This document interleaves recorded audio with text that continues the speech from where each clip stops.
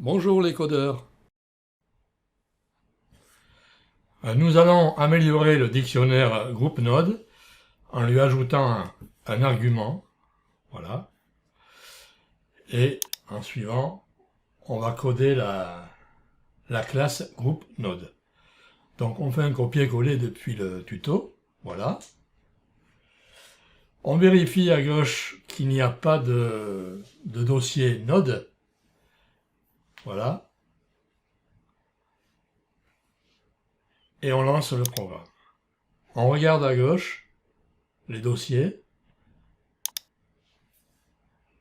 Voici, le dossier Node est apparu avec à l'intérieur eh bien, tout le contenu du dictionnaire.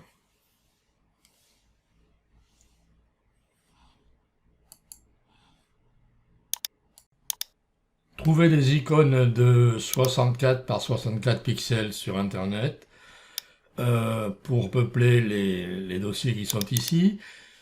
Pour l'exercice, nous allons utiliser ceux du tuto. On place donc côte à côte l'explorateur de fichiers et le tuto sur la gauche. Et on fait glisser tout simplement les icônes aux emplacements correspondants.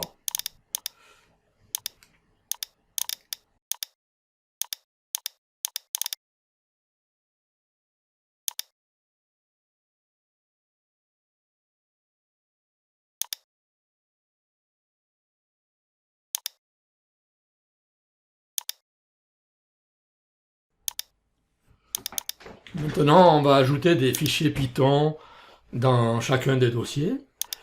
Donc, dans le dossier générateur, on va mettre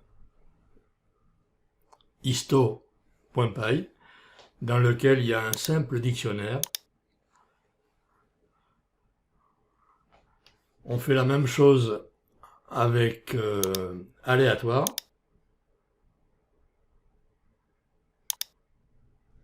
Un simple dictionnaire également,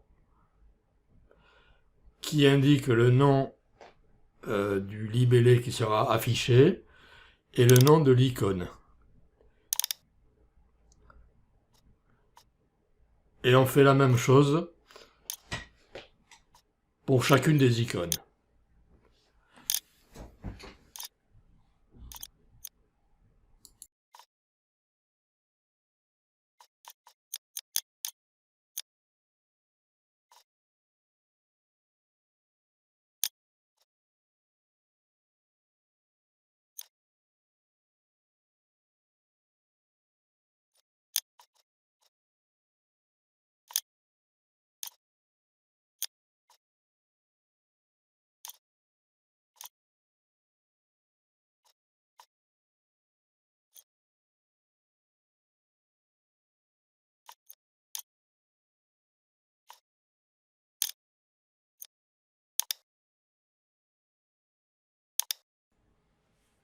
Voilà un aperçu des dossiers, des fichiers.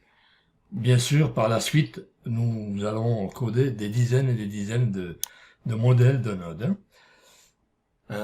Maintenant, nous allons nous occuper du TDD, donc le développement piloté par les tests. Première chose à faire, vous remplacez tout le code du fichier test_main par celui du tuto, et seul le dernier test est actif. Les autres sont ignorés. Donc, le test ne passe pas. Pourquoi? Parce que dans le dossier afficheur, par exemple, on attend 2 icônes et il y en a 0 qui sont affichées, aucune. C'est normal, donc il faut coder.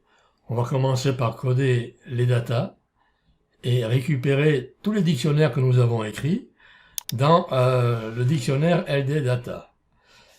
Pour ça, on fait un print pour vérifier. On lance la fenêtre main. Et normalement, tous les dictionnaires s'affichent. Comme nous avons 5 instances de cette classe, nous aurons donc 5 listes.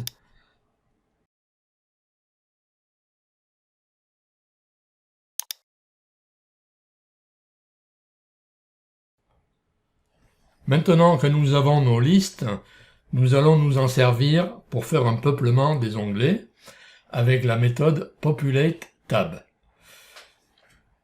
Donc je code cette méthode et je lance, mais naturellement il faut importer certaines classes. Donc ici QIcon, voilà, je teste à nouveau, c'est bien, on voit l'affichage des icônes avec leur libellé. C'est bien, sauf que l'affichage est fait en mode liste et on aurait voulu un mode icône, c'est-à-dire une grille en fait. Donc,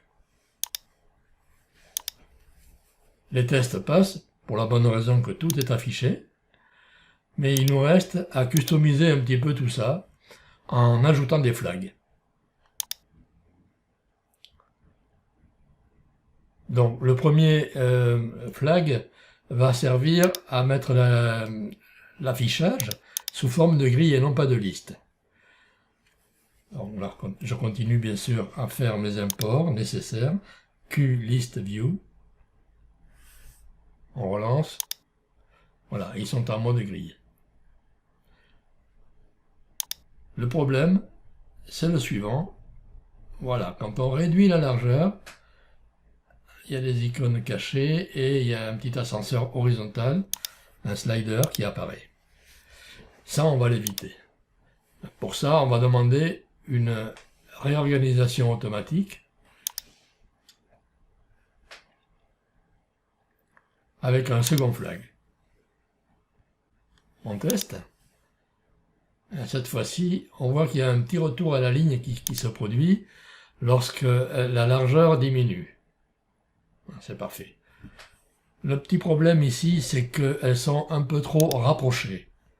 On va donc faire une grille de 64 par 64 pixels. En ajoutant un flag.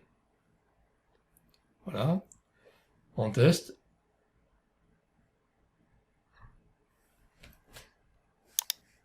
Ah, il manque une classe, on va l'importer. QSize.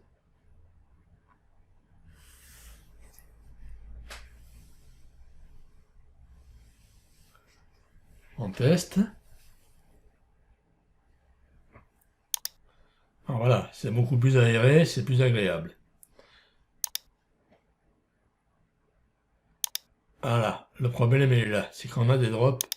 Lorsqu'on fait un cliquer-glisser, il se produit des drops qui sont indésirables. Donc on va empêcher ce comportement en ajoutant un flag.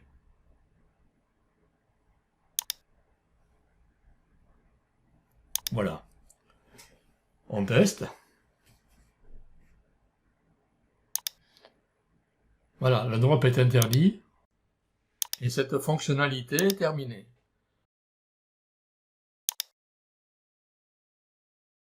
Je vous remercie de votre attention.